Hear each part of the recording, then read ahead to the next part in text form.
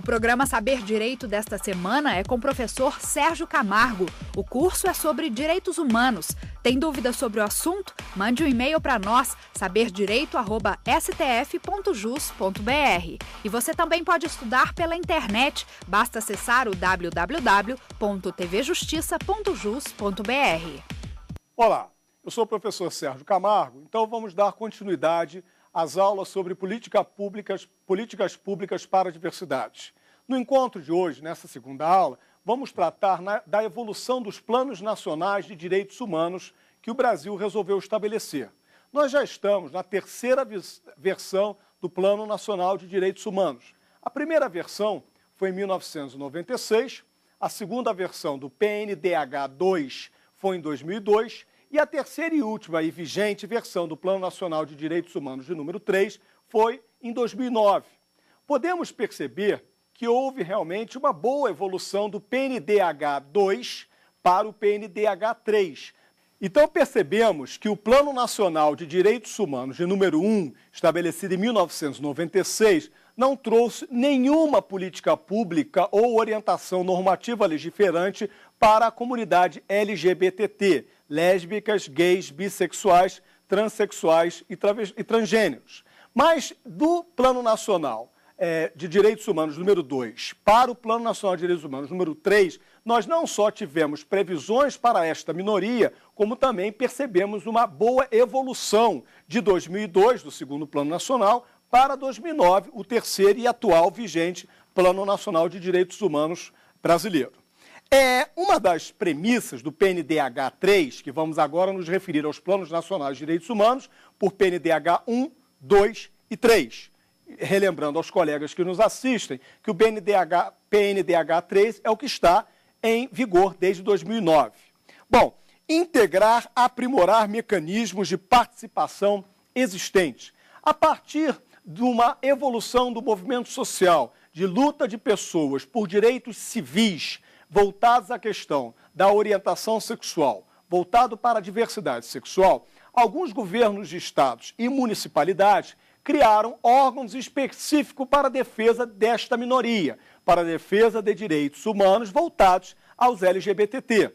No estado do Rio de Janeiro, nós temos um órgão ligado ao governo do estado, qual seja a Superintendência de Direitos Individuais, Difusos e Coletivos. Na cidade do Rio de Janeiro, nós temos a Coordenadoria Especial da Diversidade Sexual do coordenador Carlos Tufson, que são órgãos específicos para a defesa de minorias. É claro que os avanços não trouxeram só melhoras e modernizações. Percebemos, de certa maneira, que a partir da criação de órgãos especificamente nos estados, como um exemplo é o estado do Rio de Janeiro, que nós observamos a estatização do movimento social. De que maneira? Pessoas ligadas ao movimento social, que lutavam por direitos civis, que prestavam-se a exercer um controle efetivo sobre secretarias estadual do Rio de Janeiro e municipais por todos os municípios do Rio de Janeiro, de educação e de saúde, cobrando políticas públicas efetivas nas áreas de educação e saúde, eles se tornaram gestores públicos. E a partir do momento da criação do órgão estadual, nós tivemos a estatização do movimento social. Em outras palavras, as pessoas que eram da sociedade civil e que cobravam políticas públicas nos governos do Estado se tornaram gestores públicos. E, de certa forma, houve uma falha agora, moderna, quem é o legitimado a provocar o novo órgão estadual para a implementação dessas políticas públicas, né? Bom, o que pretende o PNDH3, como uma das suas diretrizes primárias, é integrar, aprimorar mecanismos de participação existentes. Em outras palavras, pretende-se buscar mais órgãos de busca dos interesses LGBTT. A Defensoria Pública do Estado do Rio de Janeiro, por exemplo, tem um núcleo específico em direitos humanos que vai tratar da diversidade sexual. E com isso nós percebemos que há um crescimento de órgãos específicos na defesa dos direitos dessa minoria. Monitorar as políticas públicas. Isso seria uma atividade do setor privado, uma atividade do movimento social. Só faço aqui a crítica e a reflexão de que a partir do momento que o movimento social se tornou gestor, você já não mais tem elementos de forte participação do movimento social que, desvinculados de fato do setor público, possam exercer esse controle e possam imprimir a busca de um equilíbrio e uma necessidade da demanda das atividades por esse poder público para a implementação de políticas públicas. Aperfeiçoar interlocução Estado e sociedade civil. A integração entre o setor público e o setor privado é de grande valia, até pelo princípio da solidariedade, para que nós possamos cada vez mais progredir conjuntamente e observar qual é a demanda desta minoria, no caso a diversidade sexual, para que a maioria possa aceitá-la e compreender os seus desígnios, compreender as suas intenções, compreender a cultura LGBTT sem achá-la diferente. A diferença é natural, agora temos que ter a aceitação e o respeito da maioria pela minoria, né? Uma outra premissa é ampliar os mecanismos de controle destas ações. E aí não só o setor privado, a partir do movimento social, mas os membros do Ministério Público, a própria Defensoria Pública, que de 2005 para cá, com uma alteração da Lei 7347, passa a ser legitimada a propor ações civis públicas e pode, então, exercer uma parcela de controle desses direitos difusos que até então era primária dos membros do parquê, dos membros do Ministério Público. Então, agora temos órgãos como Defensoria, Ministério Público, a sociedade civil, que com respaldo e com o incentivo do Plano Nacional de Direitos Humanos de número 3, podem avançar na busca de direitos humanos, na busca desta sociedade civil para aumentar, para diminuir a diferença da minoria perante a maioria. O PNDH de número 1, infelizmente, ele não trazia previsão específica para que houvesse um implemento de políticas públicas à diversidade sexual, o que, de certa forma, foi corrigido, então, em 2002, pelo Plano Nacional de Direitos Humanos 2, né? A emenda à Constituição Federal de 88, garantindo a livre orientação sexual, foi uma das premissas do PNDH 2, que se emendasse pelo Constituinte derivado a Carta da República para que se houvesse expressamente a previsão de liberdade à orientação sexual. O PNDH já veio há 11 anos atrás e até agora não tivemos nenhuma emenda constitucional que de fato viesse a agraciar a minoria com a liberdade de expressão sexual a partir do pluralismo da diversidade sexual. Então, infelizmente, se tornou inócuo, neste sentido, o PNDH de número 2, né? A regulamentação da parceria civil. Infelizmente, ainda não tivemos este avanço também. Países, vamos ver logo em seguida, países da Europa ou países, Austrália, Nova Zelândia, até a própria Argentina, no nosso continente, já viabilizou o casamento de pessoas do mesmo sexo. E hoje, até agora, nós ainda não tivemos, pelo Congresso Nacional, nenhuma equivalência desta atividade civil dos heteroafetivos aos homoafetivos. O que é de conhecimento de todos é que esta casa, o Supremo Tribunal Federal, em 2011, equiparou as uniões estáveis heteroafetivas às uniões estáveis homoafetivas. Ora, é um avanço? Sim. Está de acordo com a intenção do PNDH 2 e do PNDH 3? Certamente que está. Mas observe, foi uma decisão a partir de ações diretas de inconstitucionalidade propostas pelo governador do estado do Rio de Janeiro, que chegaram ao Supremo Tribunal Federal. Então, na verdade, houve uma jurisdicionalização da questão da diversidade a partir de uma ideia envolvendo os servidores públicos civis do estado do Rio de Janeiro, que levou a Suprema Corte Brasileira a equiparar as uniões estáveis heteroafetivas a homoafetivas, considerando, então, casais homossexuais como núcleo familiares por relações de afeto com intenções de continuidade e de intenções de permanência na relação conjugal. Mas não veio a partir de uma normatização do Poder Legislativo que tornaria a união civil uma previsão legal.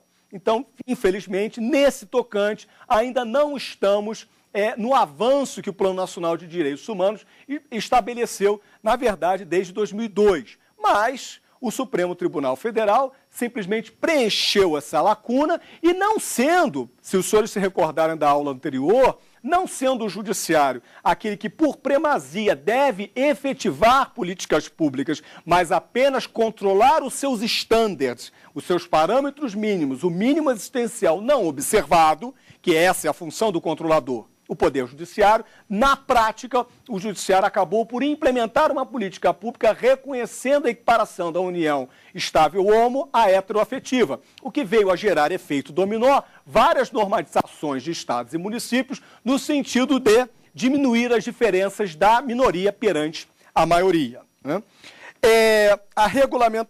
Dados sobre violência por orientação sexual. Essa é uma outra questão que nós temos muita dificuldade países afora. Como nós vamos ter a oportunidade de observar, existe pouca informação. Qual o quantitativo de homossexuais no nosso país? Existem censos feitos pelo IBGE em que os números que modernamente alcançaram-se sobre a orientação homossexual são muito além do que se acredita real serem. Né? Muito pela homofobia internalizada, as pessoas que têm a homofobia de si próprio, o medo de se demonstrar a sua orientação sexual. Então, elas não se declaram homossexuais. E aí, obviamente, não há censo que consiga alcançar um número razoável do quantitativo de homossexuais no país. De certa forma, a cidade do Rio de Janeiro, ela conseguiu, ano passado, a partir do decreto 35816 do prefeito da cidade do Rio de Janeiro, uma norma que veio a determinar a Secretaria de Assistência Social e a Secretaria de Saúde que informem a Coordenadoria Especial da Diversidade Sexual, que é o órgão específico da defesa da diversidade sexual na cidade do Rio de Janeiro, a informarem a este órgão, a SEDES Rio, as pessoas que chegassem em hospitais públicos municipais, violência de ataques homofóbicos. A partir daí, você pode, de certa maneira, quantificar o número de pessoas agredidas na cidade do Rio de Janeiro para nós termos um real ambiente de como está a homofobia na segunda maior cidade do nosso país. É claro que, como a norma, o decreto veio de 2012, estamos agora em 2013, não temos ainda uma visão sequer parcial do grau de violência que a cidade do Rio de Janeiro passa. É claro que com a criação da Coordenadoria Especial da Diversidade Sexual no Rio de Janeiro, a SEDES Rio, desde 2011, ficou muito mais tranquila a implementação de políticas públicas para esta minoria, o que, por certo, com um efeito dominó, passa a diminuir os atos de violência homofóbica. Só para lembrar aos colegas, municípios e estados da federação não têm competência para tratar do crime de homofobia, que é de competência do Congresso Nacional. E o PLC, o Plano de Lei Complementar, o projeto de lei complementar de número 122, que foi, de certa forma, resgatada pela então eleita senadora Marta Suplicy no último pleito, voltou a tramitar no Congresso Nacional, mas por diversas interferências encontra-se hoje parado e com pouca perspectiva de progressão. Então, o crime de homofobia nós não temos tipificado no sistema jurídico penal brasileiro. O que vem ocorrendo são municípios e estados da federação, poucos, na verdade, que começam a normatizar, criando infrações administrativas por discriminação homofóbicas, o que se dirige, então, a estabelecimentos comerciais e aos servidores públicos municipais e estaduais, né? Programas de orientação escolar, a livre orientação sexual. Talvez seja, das previsões do Plano Nacional de Direitos Humanos de número 2 e de número 3, o setor mais delicado. Por quê? Deveria haver nas escolas municipais, públicas, estaduais e federais brasileiras um sistema de capacitação do seu recurso humano, dos seus professores, para lidarem com as crianças do ensino médio, com as crianças do ensino fundamental, sobre aulas de orientação sexual, sobre aulas de sexologia, né? Houve um plano do Brasil Sem Homofobia, da Presidência da República, em que tentou-se levar às escolas uma certa capacitação e orientação dos seus alunos acerca da diversidade sexual. Mas sofreu críticas tão duras e muitas vezes mentirosas de setores da sociedade, especificamente alguns do próprio Congresso Nacional, e que foi, na verdade, paralisado, e hoje em dia nós não temos notícia de que as escolas federais, estaduais e municipais estejam recebendo a influência capacitadora para os seus professores ou para os seus alunos sobre orientação sexual. E um problema que tem se tornado cada vez maior é o chamado bullying homofóbico, né? O bullying, na verdade, são aquelas brincadeiras perversas, muito típicas, né, da infância, né? A criança, ela não tem ainda a sua formação moral construída, ela está no processo de formação dos seus conceitos e parâmetros morais. Então, tudo que é diferente, então, o coleguinha que usa óculos, o coleguinha que é da cor negra, o coleguinha que é um pouco mais de peso avantajado, sempre se torna alvo de discriminação. E a isso, modernamente, chamou-se de bullying. O bullying homofóbico vem sendo muito observado em escolas de diversos municípios, escolas estaduais e possivelmente até federais, em que jovens que já observa-se neles uma certa tendência à orientação homossexual são extremamente discriminados perante seus pares, o que acarreta muitas vezes, pela falta de orientação dos professores, de interferência da coordenação pedagógica, didática da própria escola, o afastamento do aluno da sala de aula. E aí nos coloca numa situação muito curiosa. Nós, para mantermos a diversidade sexual protegida por um tabu, protegida pela discriminação, pelo preconceito, nós acabamos acarretando, de fato, o afastamento de menores da sala de aula. Então, o menor que vai para a escola, imagina o menor que já lá com 14, 15 anos de idade, já se identifica pela orientação de gênero feminina, tendo nascido homem, a travesti.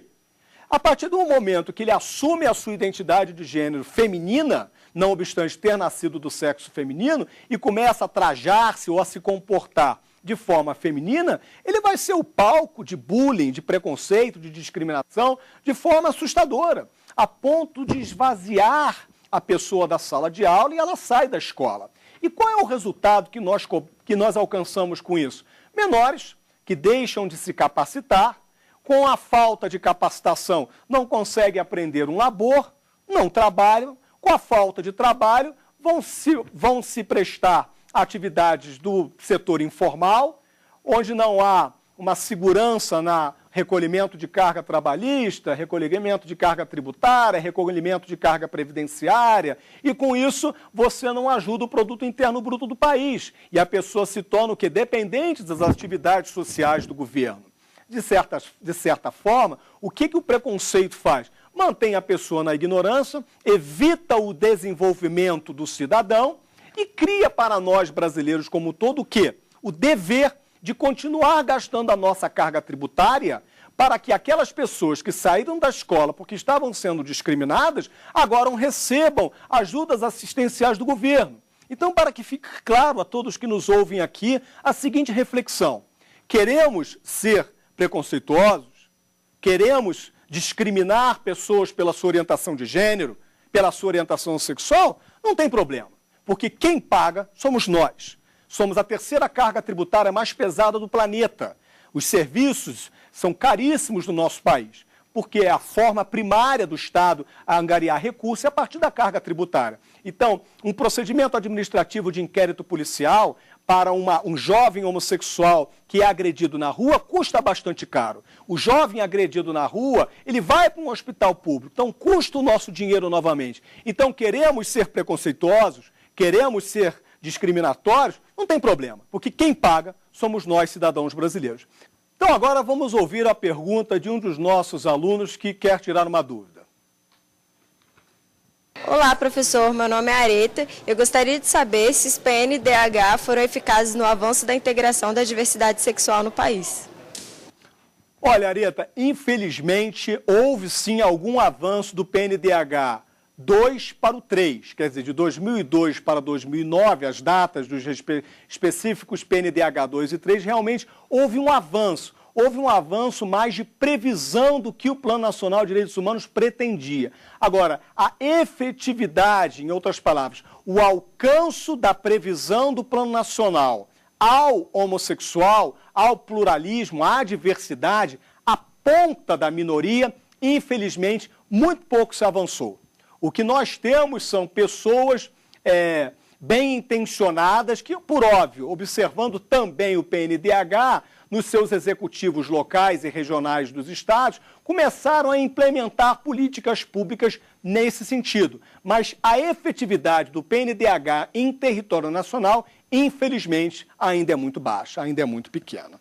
Bom, retomando aqui, a gente consegue curiosamente observar que um dos princípios fundamentais da dignidade humana, estabelecidos no artigo 5º, inciso 6º, ele fala da liberdade de consciência, da liberdade religiosa. E eu fiz questão de pontuar esse dispositivo constitucional, porque está nesse dispositivo o direito fundamental da dignidade humana de cada cidadão ter livre acesso a qualquer orientação religiosa. Mas antes de se referir à orientação religiosa, o mesmo dispositivo, ele fala na liberdade de consciência. A liberdade de consciência, ela importa uma exigência jurisdicionalizável de políticas públicas de educação sexual.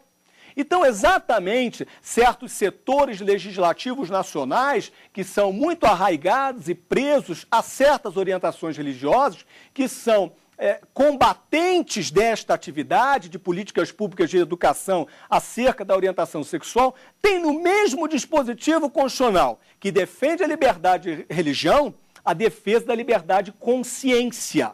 Então, cada cidadão brasileiro tem o direito de ter informações sobre a diversidade sexual. Se é ou se não é errado, é uma questão de conceito moral que a maioria quer impor à minoria. E, por certo, causa toda a violência e toda a segregação que nós viemos observando ao longo dos anos.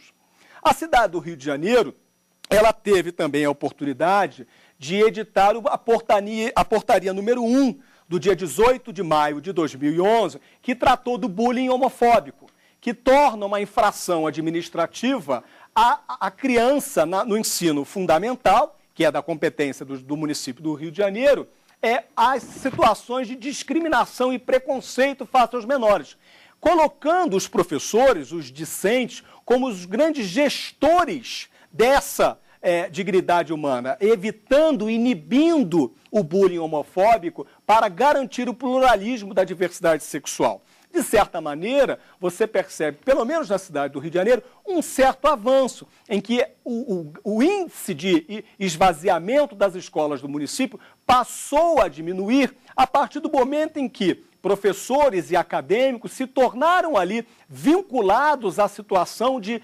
instruir e informar acerca da diferença de forma natural para evitar a discriminação homofóbica em sala de aula. Bom, prosseguindo, a diversidade no Brasil e no mundo, né? Nós estamos aqui tratando os planos nacionais de direitos humanos e da evolução de 96 até os dias de hoje, né? Mas, por exemplo, o Parlamento Europeu, desde 1994, ele deu paridade entre direitos dos homossexuais na comunidade europeia. Então, há cerca de 20 anos atrás, praticamente, que o Parlamento Europeu equipara direitos civis de heteroafetivos a homossexuais, o que no Brasil, infelizmente, só começou a iniciar-se não por uma previsão do Parlamento brasileiro, como nós tivemos a oportunidade de estabelecer hoje, mas porque houve a interferência jurisdicionalizável do Supremo Tribunal Federal a partir da provocação do governo do Estado do Rio de Janeiro. A França, ela em 1999, e aí gritando a terceira dimensão de direitos, né, fundamentais, ela estabeleceu o Pacto Civil de Solidariedade entre pessoas do mesmo sexo. Quer dizer, desde 99, as uniões civis homoafetivas já eram equiparadas às heteroafetivas no Estado francês.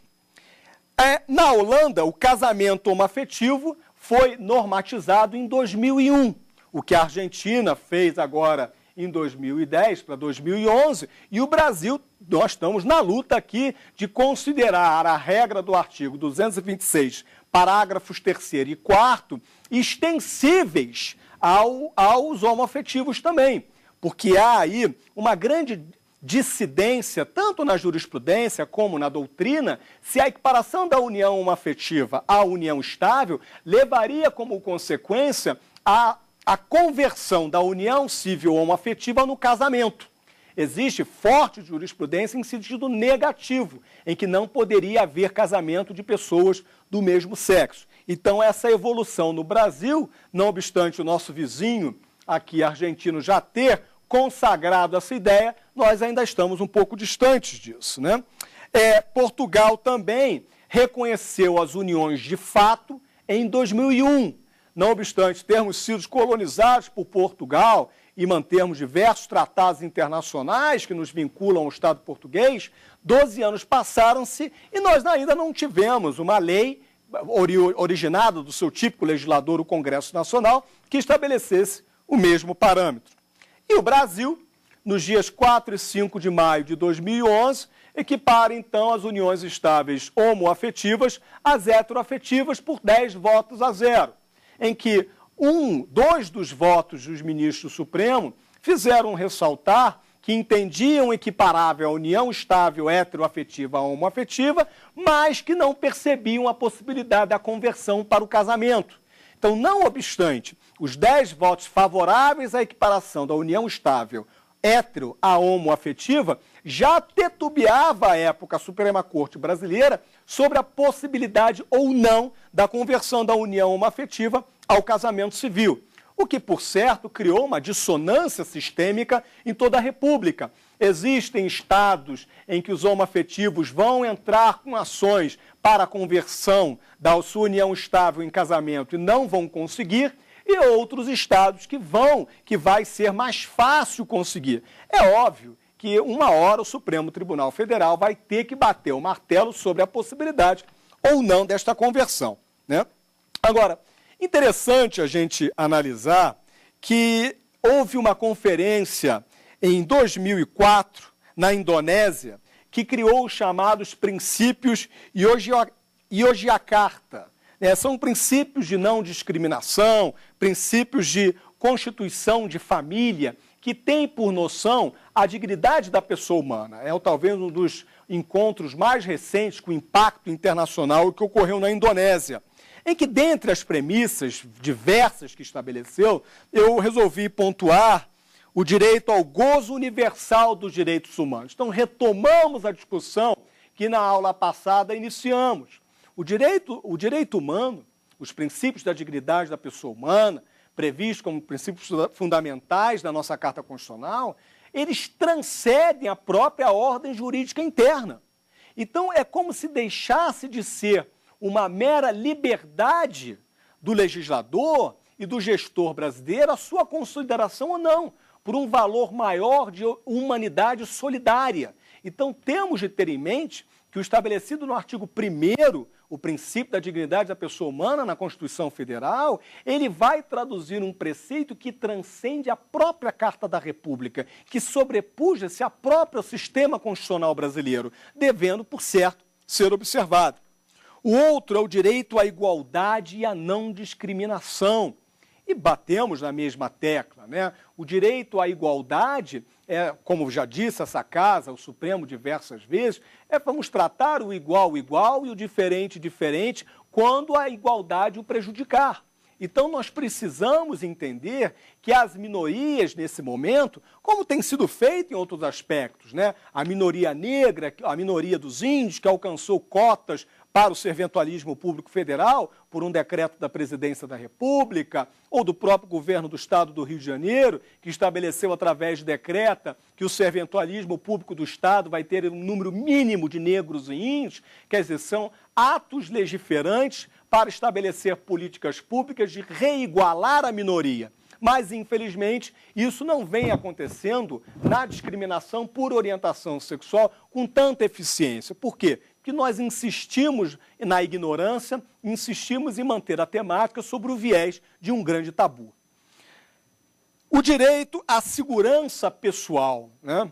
Hoje é muito curioso você andar em grandes centros urbanos, como Rio de Janeiro, São Paulo, Belo Horizonte, Salvador, e muitas vezes você se deparar com casais homoafetivos em troca de carícias, 2 rapazes de mão dada, 2 meninas abraçadas, e ainda causar nesses centros urbanos mais desenvolvidos algum espanto da população, alguma anormalidade na visão da maioria perante a demonstração de afeto daquela minoria. O que eu sempre me questiono é por que a ausência de política pública, do poder público, no sentido de educar a população para aceitar as minorias, ainda é, na prática, a grande omissão do Estado brasileiro.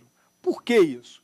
Obviamente, temos um impacto religioso muito grande, somos o maior país católico do planeta, em que ainda travamos discussões sobre a utilização da camisinha como método anticonceptivo, e aí parece que se prefere que não se utilize a camisinha, mas se transmita doenças sexuais. Então você não pode usar a camisinha como método anticonceptivo. Acabamos de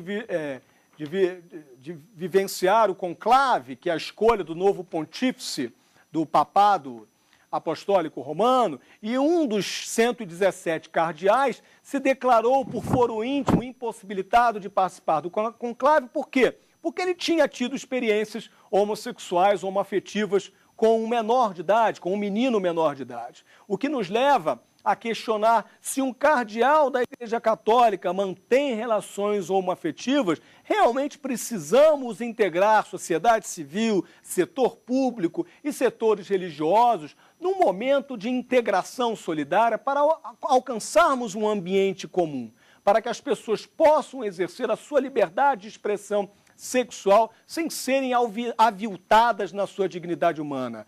Porque o que não justifica mais hoje são homossexuais andando pela rua em trocas de afeto. O que há de diferente numa troca de afeto entre um homem e uma mulher, numa troca de afeto entre 2 homens ou 2 mulheres? E tenham certeza que a pretensão de pessoas como eu, que luta por direitos civis, por direitos humanos, não é incentivar a balbúrdia, não é incentivar atos libidinosos. Fico bastante descontente, por exemplo, quando estou aí comemorando o carnaval numa cidade grande e vejo lá um homem, uma mulher em demonstrações de carinhos muito além do que seria socialmente aceitável. É claro que se eu estou na rua vendo troca de carinhos entre homens ou entre mulheres que avançam o aceitável, é óbvio que essa conduta tem que ser coibida. Não estamos aqui a proteger o libidinismo, não estamos aqui a proteger situações explícitas sexuais públicas,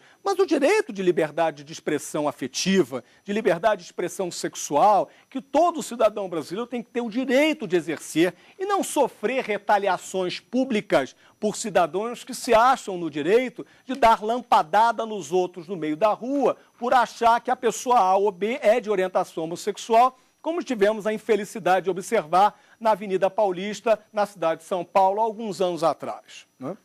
Bom, o direito ao trabalho e o direito a constituir família. Direito ao trabalho. Já mencionamos, e vamos tratar ainda na aula de hoje, a questão do Projeto Damas, que é o projeto de reinserção de travestis e transexuais no mercado de trabalho na cidade do Rio de Janeiro. É um dos princípios de Yogyakarta o direito ao trabalho. Só que essa minoria, especificamente transexuais e transgêneros, que tem a orientação de gênero feminina, nascem do sexo masculino, mas passam a se auto-orientar pelo gênero feminino. E a dificuldade de inserção dessas cidadãs no mercado de trabalho é muito maior. A travesti, a transexual, vai fazer uma entrevista de emprego e muitas vezes está lá com todos os requisitos que a empresa pretende para o preenchimento daquela vaga. Mas no momento em que a travesti é questionada acerca da sua documentação e sendo identificada como, por exemplo, Tatiana, e aí quando chega a carteira de identidade que está lá João Pedro, sempre Ocorrem situações como, olha, a vaga já foi ocupada, muito obrigado, você não tem o perfil da empresa, o que, de certa maneira, obriga a essa minoria setorial a buscar formas de trabalho informal, como prostituição, como profissionais de beleza, cabeleireiro. Não que haja nada de errado com uma atividade ou com outra atividade. São atividades dignas como outra qualquer. A prostituição é a atividade profissional mais antiga do planeta. A questão não é essa. A questão é que aquela minoria não tem o direito de se auto-orientar pela escolha de um trabalho. Então só resta ela o quê? Ser prostituta ou ser cabeleireiro. Isso não é liberdade de orientação profissional. Isso, na verdade, é uma vala comum que a discriminação e o preconceito nos leva. Vamos ver, então, agora a pergunta de um aluno sobre o tema que estamos abordando. Olá, professor. Meu nome é Fernanda e a minha dúvida é: há políticas públicas previstas no PNDH que ainda não foram alcançadas? Fernanda, a maioria das políticas públicas voltadas à diversidade sexual do PNDH ainda não foram implementadas. Boa parte delas por falta de vontade política dos gestores regionais, dos estados, locais, dos municípios e por também a própria sociedade civil, o próprio movimento social que não consegue se integrar pela luta única de um direito LGBTT. E muitas formas, a estatização do movimento social que ocorreu em alguns estados da federação, como eu mencionei, enfraquecem a luta dos direitos civis humanos para a diversidade sexual, fazendo com que a implementação de políticas públicas se torne cada vez mais lenta. Mas, reitero, existem órgãos e pessoas bastante ligadas à dignidade da pessoa humana, a lutas civis, que estão aí tentando, dentro da sua competência, alcançarem políticas públicas para a diversidade, como é o caso mais específico da Coordenadoria Especial da Diversidade Sexual do gabinete do prefeito da cidade do Rio de Janeiro, né? Bom, vamos falar um pouquinho do núcleo essencial do mínimo existencial, né? Quer dizer, nós já conseguimos compreender neste encontro e na aula passada que o mínimo existencial ele nasce dos estándares, que são aqueles padrões pré-estabelecidos do que pretende a humanidade como mínimo para a sua digna existência, né? E nós podemos, então, observar o núcleo essencial do mínimo existencial a partir de duas vertentes. Claro que ambas nascem da igualdade, o direito que todos temos de ser tratados de maneira igual. É um preceito fundamental do artigo 5º, inciso 1º. Homens e mulheres são iguais em direitos e obrigações. Só que a própria doutrina do professor Luiz Roberto Barroso vem identificando a igualdade a partir de uma perspectiva formal e a partir de uma perspectiva material. Com relação ao nosso estudo acerca de políticas públicas para a diversidade sexual, vamos abraçar a noção da igualdade formal para a implementação de políticas públicas. E vamos considerar a igualdade material, vamos tratar dela, mas apenas sobre critérios mais abstratos. A igualdade formal, ela nasceu com o liberalismo, né? Tem sede na Revolução Francesa, né? Do Estado liberal, em que não há interferência. Nós falamos na aula passada da primeira dimensão de direitos. O Estado liberal é aquele que não interfere na seara privada. Então, é uma atividade negativa, né? Não há hierarquização entre as pessoas, né? Então, quando você observa a igualdade na forma, você vai tratar gay feminino, gay masculino, negro, índio, mulher, portadores de necessidades especiais, de maneira igual. É igualdade na base. Eu não vou hierarquizar a igualdade. Eu não vou considerar elementos técnicos objetivos para tratar diferente pessoas que se encontram em situações diferentes, que seria o cerne, veremos já já, da igualdade material, né? Todos têm igual valor e dignidade. Não dá para eu dizer que a maioria predominante no país, por ter conceitos religiosos, católicos, evangélicos ou qualquer orientação religiosa, tem a sua noção de moral, tem mais perfeita e mais aceita para a sociedade. Reitero mais uma vez, não podemos impor a vontade da maioria sobre a minoria, sob pena de falecer o Estado democrático de direito e manutenirmos-nos num Estado autoritário. O Estado, ele tem que ser impessoal. Essa é uma das premissas básicas da igualdade formal. O Estado, ele não pode levar em consideração as características subjetivas da pessoa. Ele deve levar em consideração a dignidade cidadã de todos os seres humanos. Todos os seres humanos, todos os brasileiros têm direito a políticas públicas que levem ao seu autodesenvolvimento, que obviamente contribuirá para o desenvolvimento do país. É claro que atenção maior devemos dar às minorias. E aí entraria a noção da igualdade material, né, que visa a justiça distributiva e social, que é o cerne da solidariedade, né? É aquela noção básica de Robin Hood. Vamos tirar de quem tem mais para dar para quem tem menos, exatamente a noção da solidariedade, né? E aí você parte de uma igualdade a partir da matéria, né? Então ela é substantiva, ela não é a mera forma, a ideia, a noção ideal de igualdade por ela própria, né? E equiparação das pessoas na vida e não apenas na lei. É o que a igualdade material pretende. Mas que para avancemos no sentido da igualdade material, nós precisamos consolidar a dignidade da igualdade formal, em que não há hierarquização entre as pessoas, em que todos realmente são iguais perante a lei e que todos têm realmente a mesma oportunidade. E, obviamente, são grandes desafios que a República Brasileira terá de enfrentar nas próximas décadas, né?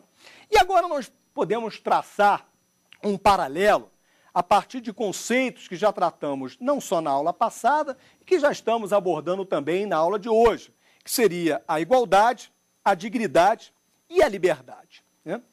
A igualdade, ela pretende uma política de reconhecimento. Não é uma imposição autoritária da moral dominante pela maioria à minoria. O que a igualdade, como política de reconhecimento, ela pretende é a proteção, é o reconhecimento de identidades alternativas ao padrão majoritário. É a aceitação da maioria pelo que a maioria entende. É a opinião da minoria também sendo levada em consideração. É claro que eu não estou propondo uma ditadura da minoria perante a maioria, o que não teria nenhuma razão de ser. A noção da igualdade dirigida à política de reconhecimento, por certo que não pode também se valer da ideia transversa da minoria impor a maioria. Mas a pretensão aqui, a sugestão e a reflexão que eu busco dos colegas que ora nos ouvem é se não seria certo e mais justo que nós também levássemos em consideração a opinião da minoria e aceitássemos a opinião, os elementos culturais dessas minorias para poder propiciar uma maior integração entre maioria e minoria. Já a dignidade, ela pretende o respeito ao desenvolvimento da personalidade individual. O que a dignidade da pessoa humana pretende é valorizar a percepção qualitativa do indivíduo, né? Ela não vai estabelecer estándares de normalidades justificadoras de exclusão social. Não é isso que se pretende. O que se pretende é que os padrões sejam alcançáveis a todas as pessoas. Agora, se você for observar esse núcleo bastante marginalizado da diversidade sexual, as travestis e as transexuais, muitas vezes situações muito simples as retiram da abrangência de um standard, a abrangência de um mínimo existencial. Da saúde, por exemplo. Eu vou dar um exemplo aqui para a gente poder compreender. A travesti vai para um posto público municipal, estadual, federal, não importa. E está lá aguardando o atendimento. Aí quando chamam ela, pedem a carteira de identidade dela. Só que ela tem orientação de gênero feminina. E ela se auto-intitula Tatiana. Só que na identidade dela, na carteira de identidade, está escrito lá, João Carlos, por exemplo. E aí, na hora que está para ser chamada, a serventuária começa a gritar lá, João Carlos, João Carlos. Só que aquela pessoa, ela não mais se orienta pelo gênero masculino. E a denominação masculina não a mais identifica. Ela vai ficar quietinha, ela não vai se levantar para ser atendida como João Carlos, vai se retirar do hospital, da clínica, o que quer que seja, e não vai ser atendida. Então, aquela situação que poderia representar para ela o estándar mínimo de saúde numa prevenção de uma possível doença, pode se agravar, ela volta para casa, não se trata, e quando ela retornar ao hospital público, ela talvez já esteja numa situação de saúde muito pior. Mas como eu havia alertado, não tem problema.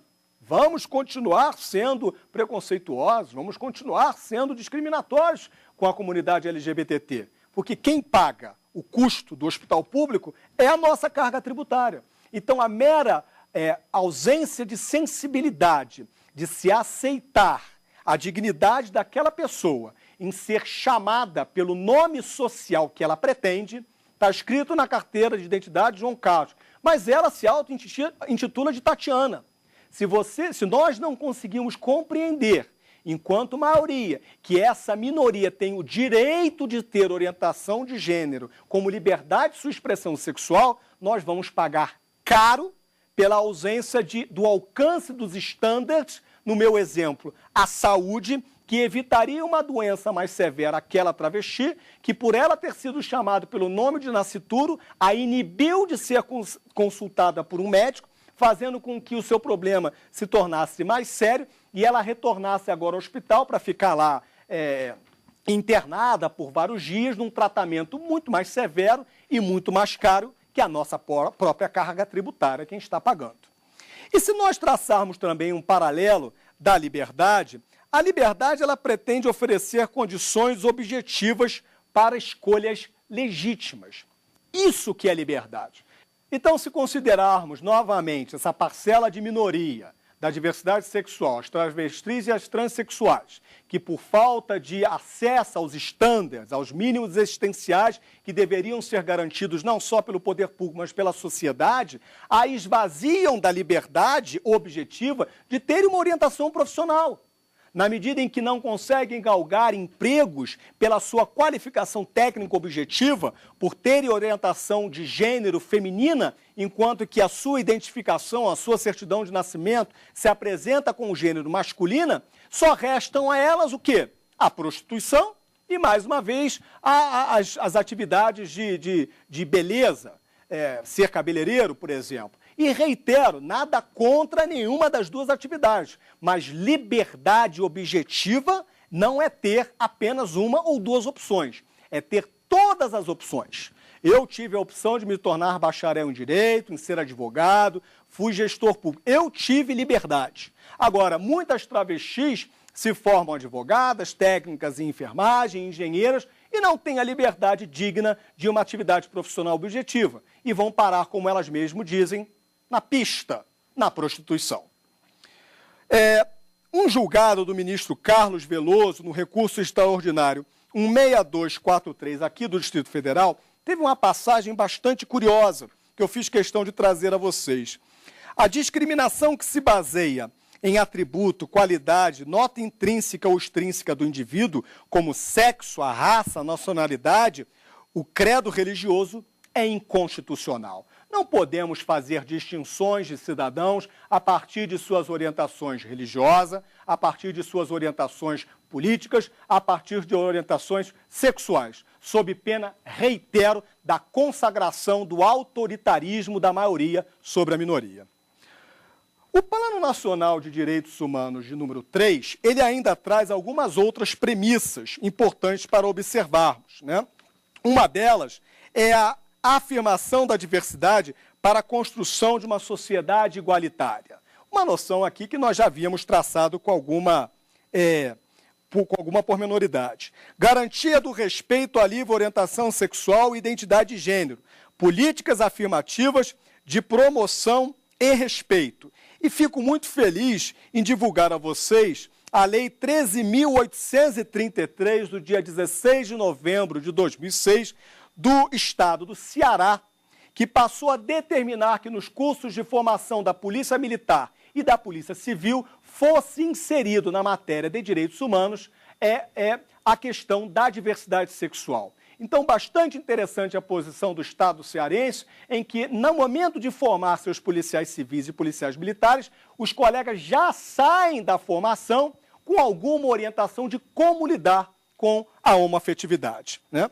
Apoiar a lei de união civil, o que ainda não tivemos no Congresso, como eu havia mencionado, mas o provimento número 24 de 2012 da Corregedoria Geral de Justiça do Estado do Piauí determinou aos cartórios que procedessem à conversão da união estável de homossexuais em casamento, estabelecendo nesse provimento 24, no seu artigo 4º, que reconhecesse a homoafeição como entidade familiar. E, por fim, garantir o direito de adoção. Homossexuais que pretendem adotar filhos, principalmente homossexuais masculinos, que não tiveram pela divindade a capacidade de reprodução da espécie. Mas, infelizmente, parece que o nosso Congresso Nacional não vê da mesma forma. Existe um projeto de lei de número 7.018 de 2010, que está em trâmite, que tenta proibir casais homossexuais de adotarem menores, dizendo que tais casais não constituem família. Sem menor problema. Vamos evitar que homossexuais adotem menores. Vamos deixar os menores andando sozinhos e soltos pela rua. Vamos continuar observando menores entre os 8 e 12 anos carregando garrafinhas de água Minalba, e não é água, porque ali dentro tem um produto amarelado chamado cola de sapateiro, que a criança fica cheirando aquele negócio o dia inteiro. Por quê? Porque não consegue ser alcançada por políticas públicas de educação. E já que também homossexuais também não podem adotar as crianças, vamos deixar as crianças da marginalidade, aumentando então cada vez mais o quantitativo de crimes no nosso país. De certa forma, reitero a mesma ideia, vamos continuar sendo preconceituosos porque o custo é nosso mesmo. E para nós concluirmos, percebemos que dos Planos Nacionais de Direito Humano 1, 2 e 3, pouca efetividade e materialização de políticas públicas à diversidade foi efetivamente alcançada. Percebemos municípios e estados que, de maneira isolada, conseguiram progredir em direção à dignidade da pessoa humana. Dessa forma, então, encerramos a segunda aula de hoje. Foi mais uma vez um prazer estar com vocês e até a próxima aula. Tem dúvida sobre o assunto? Mande um e-mail para nós, saberdireito@stf.jus.br. E você também pode estudar pela internet. Basta acessar o www.tvjustiça.jus.br.